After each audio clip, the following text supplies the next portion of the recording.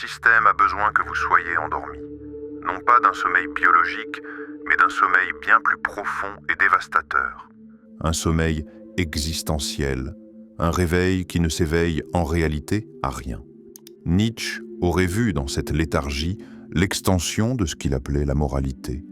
Une forme d'anesthésie qui transforme les êtres en créatures satisfaites de leur propre soumission, incapables d'imaginer que la vie puisse battre d'un autre rythme que celui dicté par la coutume. La cage n'est pas définie par le nombre d'individus qu'elle contient, mais par l'homogénéité de leurs pas. Lorsque tous marchent dans la même direction, convaincus qu'aucun autre horizon n'existe, le système assure son immortalité. Ce dont nous parlons ici, c'est précisément de cela, la renonciation à la décision, à la création, sous l'illusion que quelqu'un a déjà choisi à notre place. La routine devient alors répétition et narcotique, et l'homme finit par apprécier le confort de ne plus porter le poids de sa liberté. Nietzsche voyait dans cette soumission le triomphe de ce qu'il appelait le dernier homme, cette figure qui incarne la décadence de l'esprit. Le dernier homme n'aspire plus à la grandeur ni au risque, mais à la sécurité, au bien-être, aux félicitations. Il vit convaincu que sa petitesse lui suffit et méprise même ceux qui osent encore rêver au-delà. Pour lui, tout doit être réduit à un point d'équilibre où rien ne dépasse. Et c'est précisément là que le système prospère. Plus les rêves sont uniformes, plus les comportements deviennent prévisibles. Dormir, dès lors, signifie accepter comme naturel toutes les chaînes qui nous entourent. Croire que le travail, la morale, les dogmes politiques sont des absolus qu'il serait sacrilège de questionner. Et le plus troublant, c'est que cette prison ne se ressent pas toujours comme telle. Au contraire, elle se manifeste souvent sous la forme d'une paix, d'un apaisement, d'une impression que tout est à sa place. Mais cet ordre n'est rien d'autre qu'une invention destinée à maintenir la vie dans des cadres que nous n'avons jamais choisis. La soumission se déguise en vertu, et la foule, enthousiaste, applaudit sa propre médiocrité. Nietzsche, lucide, savait que le plus grand danger pour un système n'est pas le rebelle, mais celui qui se réveille, car cet individu dissipe l'illusion qu'il n'existe qu'un seul chemin, et par son exemple, contamine le reste par le doute. La pensée autonome agit comme un virus. Il suffit qu'une seule personne s'éveille pour que d'autres commencent à se lever à leur tour. Mais le système, perfectionné, a appris à ridiculiser, isoler ou juger ceux qui cherchent à s'en affranchir. Ce n'est plus un contrôle fondé sur la force, mais sur quelque chose de bien plus subtil, l'intériorisation de la peur. L'homme n'a plus besoin de chaînes extérieures, car il a appris à les placer en lui-même. Il ne se révolte plus, persuadé qu'il n'y a plus rien contre quoi se révolter. L'obéissance devient habitude, et l'habitude, seconde nature. Voilà le triomphe ultime du système, faire aimer à l'homme sa propre servitude. Nietzsche comparait cet état à un poison lent, dissolvant la volonté jusqu'à rendre l'être incapable de créer, car pour lui, le temps n'était pas une simple succession d'instants, mais un flux exigeant d'être transformé, sans cesse réinventé. Le dormeur renonce à cette tâche et se contente de répéter ce qui a déjà été établi. Il vit dans une sorte d'inertie où ce qui est jugé correct n'est jamais interrogé, mais simplement obéi sans réflexion. Et le plus inquiétant, c'est que ce sommeil se transmet de génération en génération comme une hérédité invisible. Cette léthargie n'est pas seulement entretenue par des normes, mais aussi par des idéaux présentés comme des vérités absolues. L'égalité, par exemple, devient une arme servant à effacer toute différence, à éliminer ceux qui se distinguent. Le système a besoin que tous soient lisois semblables, afin que personne n'ose s'élever trop haut, car chaque éclat d'unicité menace de troubler la monotonie de la ruche. L'extraordinaire est ainsi étouffé avant même de se manifester, tandis que la conformité est glorifiée comme la seule voie possible.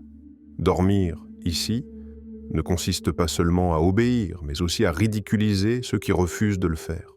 Le dormeur n'est pas seulement prisonnier, il devient le gardien du sommeil des autres. C'est lui qui dérange le non-conformiste, qui accuse le visionnaire d'immaturité, qui qualifie de dangereux ceux qui rompent avec la coutume. Ainsi, le système n'a presque plus besoin de surveillance. Ce sont les dormeurs eux-mêmes qui veillent à ce que le chaos reste bien ordonné. La répression devient collective, déguisée en morale ou en bon sens. Pour Nietzsche, la grande tragédie de cette dégradation spirituelle est qu'elle détruit la possibilité même de la grandeur. La vie, dans son essence, exige de l'intensité, du risque, et la création de ses propres valeurs. Mais le dormeur n'atteindra jamais ce point. Il se contente de la paix de son confort. Il préfère la sécurité du familier à l'aventure de l'inconnu. Il s'agit d'une torpeur jamais remise en question, car questionner signifierait ouvrir les yeux et affronter le vertige d'être réellement vivant. Le système, pour assurer sa pérennité, doit nous maintenir dans cet état de sommeil. Il étouffe tout élan vers le tragique, le héroïque, le sublime. Et il le fait avec les armes les plus douces, le confort du foyer, la chaleur de la routine, la sécurité de la médiocrité. Rien n'est résolu ni affronté. Tout est simplement anesthésié sous le poids d'une existence sans surprise. Mais sous ce calme apparent réside le plus grand danger, l'oubli de ce dont nous sommes capables. Si la menace suprême du collectif est l'amnésie de notre propre potentiel, la stratégie du système consiste précisément à entretenir cet oubli, vivant, permanent.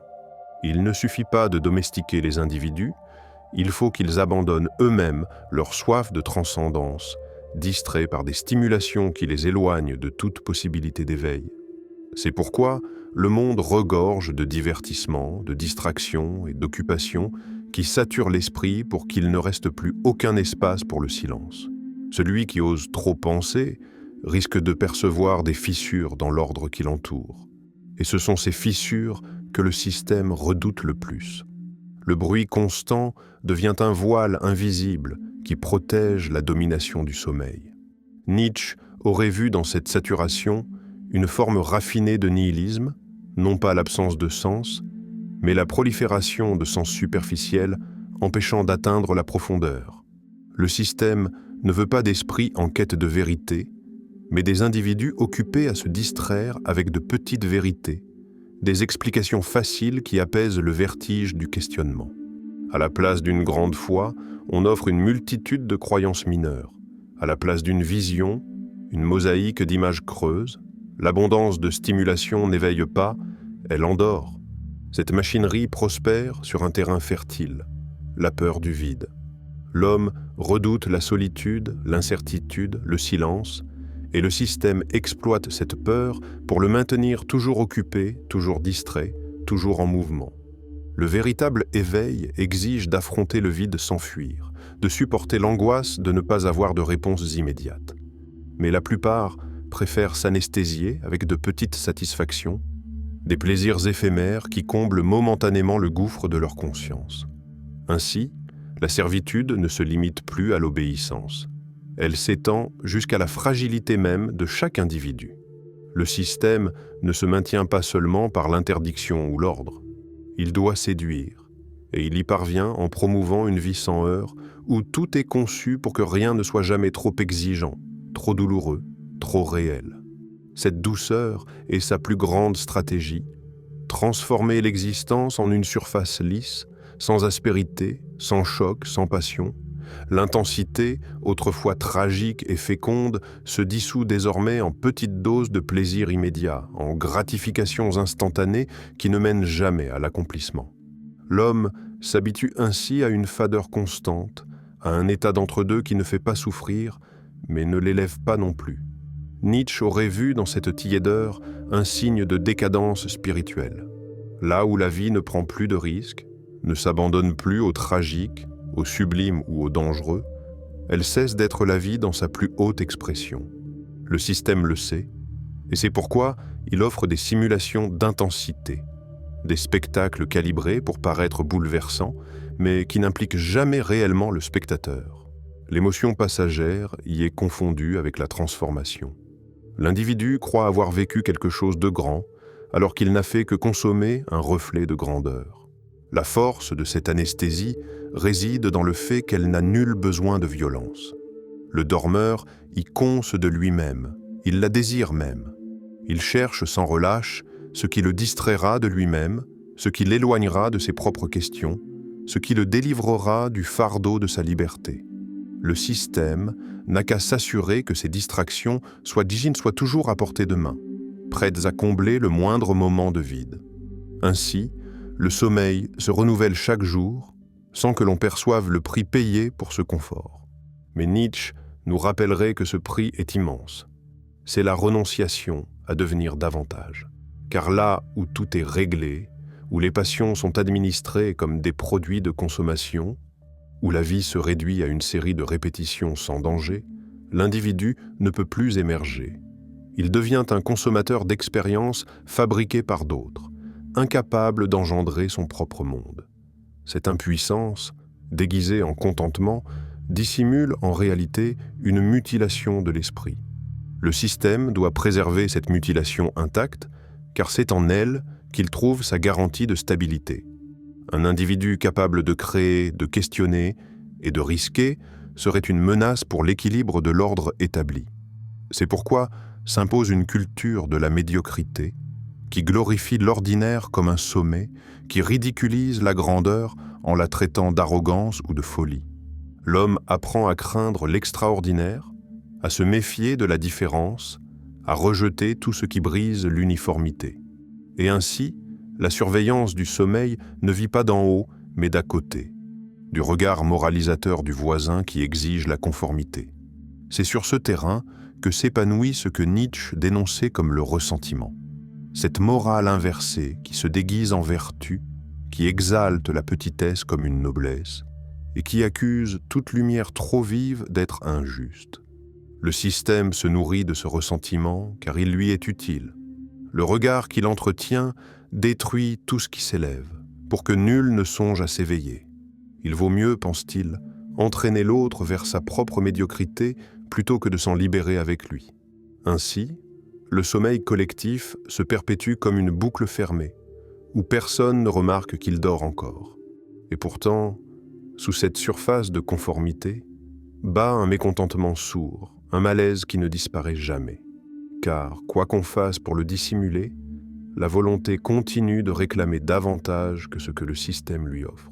Même endormie, elle conserve un élan vers la hauteur, vers la nouveauté, vers l'impossible. Cet élan ne meurt jamais tout à fait. Il se cache sous les couleurs du divertissement et de la peur. Mais il suffit d'une étincelle, une expérience, une rencontre avec le tragique ou le sublime pour qu'il se réveille avec violence. C'est cet éveil que le système redoute plus que tout. C'est pourquoi il ne cherche pas seulement à endormir les hommes, mais aussi à les empêcher de rencontrer ce qui pourrait les réveiller. Il censure ce qui dérange, ridiculise ce qui diffère, banalise ce qui est profond. Peu à peu, tout ce qui pourrait enflammer l'individu est domestiqué, édulcoré, réduit à une forme inoffensive, facile à consommer. Ainsi, l'étincelle ne devient jamais flamme. Et si elle le devient, le feu est aussitôt étouffé par de nouvelles distractions, de nouvelles promesses, de nouvelles chaînes. La continuité du sommeil dépend de cette machine silencieuse qui transforme le spectacle en anesthésie, la passion en confort, la rébellion en divertissement. Un mécanisme parfaitement orchestré pour que l'homme ne se confronte jamais à lui-même, ne ressente jamais le désir de s'éveiller, n'ait jamais le souvenir de ce que signifie être véritablement libre. Et pourtant, cette urgence demeure, tapie dans l'obscurité, attendant la première fissure dans le mur du rêve. Ce battement profond qui persiste au cœur de tout être, aussi endormi soit-il, est la faille par laquelle tout l'édifice peut s'effondrer. Nietzsche y voyait l'expression de la volonté de puissance. Cette force vitale qui pousse tout ce qui existe à s'étendre, à s'affirmer, à créer de nouvelles formes de vie. Lorsqu'un individu parvient à renouer avec cette force, le système vacille, car il se trouve face à quelque chose qu'il ne peut plus absorber, l'affirmation d'un être qui refuse de vivre par procuration. L'éveil, en ce sens, n'est pas une simple ouverture des yeux, mais une rupture, la chute de toutes les masques imposées par la peur et la conformité. C'est une solitude fidèle, forgée dans la douleur de la lucidité, celle de devoir s'inventer soi-même après avoir quitté le confort de la collectivité. Nietzsche parlait de cette nécessité d'une transvaluation, d'un acte créateur où les anciennes vérités sont déplacées pour laisser place à un nouvel horizon. Ceux qui s'éveillent ne se contentent plus d'accepter ce qui leur est donné. Ils deviennent les législateurs de leur propre existence. Le système, incapable de comprendre cette puissance créatrice, tente de la neutraliser en la tournant en dérision. Les éveillés sont qualifiés d'excentriques, de fous ou de dangereux. Mais ces étiquettes ne révèlent qu'une chose, la peur que tout ce qui échappe à la norme inspire. L'éveillé n'a pas besoin de convaincre. Sa seule présence dérange car elle expose la fausseté du collectif. Sa vie devient un miroir tendu à ceux qui dorment encore, un miroir où ils entrevoient leur petitesse et qu'ils rejettent aussitôt, incapables de supporter leur propre médiocrité. L'éveil n'est pas un retour à une vérité cachée, mais la création d'une nouvelle réalité. Il ne s'agit pas de retrouver un sens préexistant, mais d'en inventer un, même si cet acte suppose de détruire ce qui semblait sacré. Le système nous empêche d'atteindre ce point, car c'est là que réside la véritable liberté, la capacité de rompre avec tout ce qui jusqu'alors paraissait intouchable. La morale, les institutions et les traditions perdent leur autorité dès qu'un être humain découvre qu'il peut forger ses propres valeurs. Mais ce processus ne se fait pas sans douleur. L'éveillé traverse un désert intérieur. Il s'éloigne d'un monde familier dont les repères ont perdu leur sens, sans que le nouveau soit encore né. Nietzsche décrivait cet état par une triple métamorphose, celle du chameau, qui ploie sous le poids des anciens idéaux, celle du lion, qui détruit tout ce qui lui a été imposé, et enfin, celle de l'enfant, capable de jouer, de créer, de dire oui à la vie sans les chaînes du passé. Ce voyage est ardu. Il demande du courage, une force tranquille et la patience de supporter la solitude de celui qui marche sans carte. Mais ce n'est qu'en traversant le désert que peut naître une existence affranchie du collectif. Le système combat cet éveil non seulement par la moquerie ou l'exclusion, mais aussi par la tentation du confort. Il offre à celui qui vacille la possibilité de renoncer, de revenir à la sécurité du connu, d'oublier le vertige de la liberté. Beaucoup cèdent à cette tentation, épuisés par le poids de la solitude, et retournent vers la tiédeur du troupeau. Mais ceux qui résistent, qui demeurent debout dans l'épreuve, deviennent des êtres qu'aucun pouvoir ne peut plus contrôler. Pour eux, il n'existe plus de vérité indestructible ni de pertes absolues. Ils ont brisé la logique du système de l'intérieur, car ils ont compris que nul élément extérieur ne peut dicter le chemin de leur vie. Ce nouvel homme n'est pas un révolutionnaire politique, sa rébellion ne vise pas un pouvoir extérieur, mais la racine même de l'obéissance. Sa révolution est intérieure, mais ses effets rayonnent sur le monde car en créant de nouvelles valeurs, il révèle la fragilité des anciennes. Le système ne sait comment réagir face à celui qui n'a besoin ni de ses récompenses, ni peur de ses punitions, ni soif de son approbation. Cet individu mène une révolte silencieuse mais dévastatrice. Il prouve, par sa simple existence, qu'une autre manière de vivre est possible. La figure du surhomme proposée par Nietzsche incarne ce triomphe sur le sommeil. Il ne s'agit pas d'un être politique ou d'un détenteur de pouvoir économique, mais d'un homme qui a su se réconcilier avec le chaos de l'existence et l'affirmer dans toute son intensité. Pour l'homme endormi, la vie est un fardeau qu'il faut porter avec obéissance. Pour l'homme éveillé, la vie est une œuvre qu'il faut créer chaque jour. Cette différence est abyssale. L'un répète, l'autre invente. L'un craint, l'autre ose. L'un se contente de survivre, l'autre s'obstine à vivre pleinement. L'éveil est aussi un acte d'amour, une réconciliation avec soi-même, même au cœur de la douleur et de la tragédie. L'endormi cherche à fuir la souffrance, à minimiser les risques, à se protéger du réel, mais ce faisant, il réduit aussi sa capacité de joie, d'intensité, de grandeur.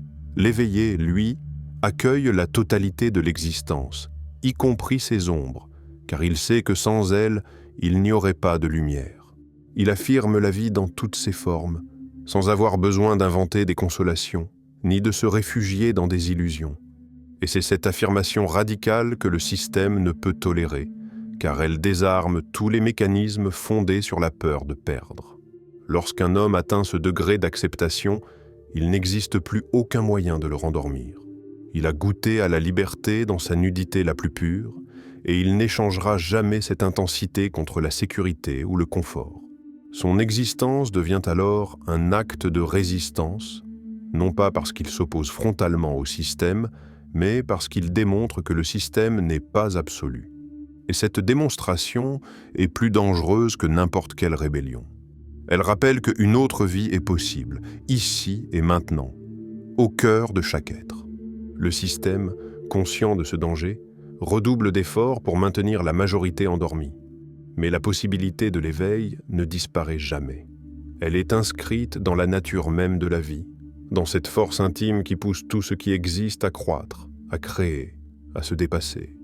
Et même si les yeux de la foule demeurent clos, il suffira qu'un seul se lève dans la nuit, un seul, pour rappeler au monde que le mur n'est pas impénétrable. La véritable menace pour le système ne vit pas des masses mécontentes qui protestent sans jamais s'éveiller, mais de ces rares individus qui ont brisé le sortilège et vivent comme leur propre créateur. Ce sont eux qui allument la flamme qui peut devenir incendie. Eux qui, par leur simple existence, révèlent la fragilité de tout ce qui semblait établi. Le système a besoin que tous dorment, car il sait qu'il suffit d'un seul éveil pour que les autres commencent à soupçonner que l'éveil est possible. Et ce soupçon, si minime soit-il, suffit à fissurer toute la structure. Un seul individu qui s'éveille peut faire trembler toute la logique du monde endormi. Cet éveil n'est pas une idée abstraite. Il se manifeste dans le courage de dire « oui » à la vie dans son entièreté, même lorsqu'elle blesse, même lorsqu'elle échappe à toute maîtrise. Là où l'homme endormi fuit le vertige, l'éveillé l'embrasse et le transforme en force créatrice. Là où d'autres voient un danger, il perçoit des possibilités. Voilà la véritable révolution. Non pas échanger une chaîne contre une autre, mais déraciner les chaînes elles-mêmes. Nietzsche avait compris que la plus grande désespérance de l'esprit réside dans le fait de se résigner à exister sans vivre. Et c'est précisément ce dont le système se nourrit. D'hommes satisfaits de leur petitesse, reconnaissant de leurs limites, incapables de concevoir qu'une grandeur insoupçonnée repose en eux. Mais celui qui ose enfin ouvrir les yeux découvre qu'il n'existe aucune structure qui ne puisse être brisée, aucun rêve trop dense pour être traversé, que la liberté n'est pas un don, mais une conquête. Le monde continuera de nous bercer, de nous offrir la quiétude et le confort. Mais il y aura toujours ceux qui briseront la torpeur et choisiront l'éveil. C'est là, dans cette fissure du mur, dans l'éclat qui trouble la monotonie, que réside la preuve que, même dans la nuit, l'éveil demeure possible. Si cette réflexion a éveillé quelque chose en vous, j'ai une petite faveur à vous demander. Laissez un j'aime, un commentaire, ou abonnez-vous à la chaîne. Ce simple geste, si banal en apparence, est en réalité un puissant moyen de connexion. Il aide à faire parvenir cette vidéo à d'autres esprits désireux d'explorer ce type de contenu. Rendez-vous dans la prochaine vidéo.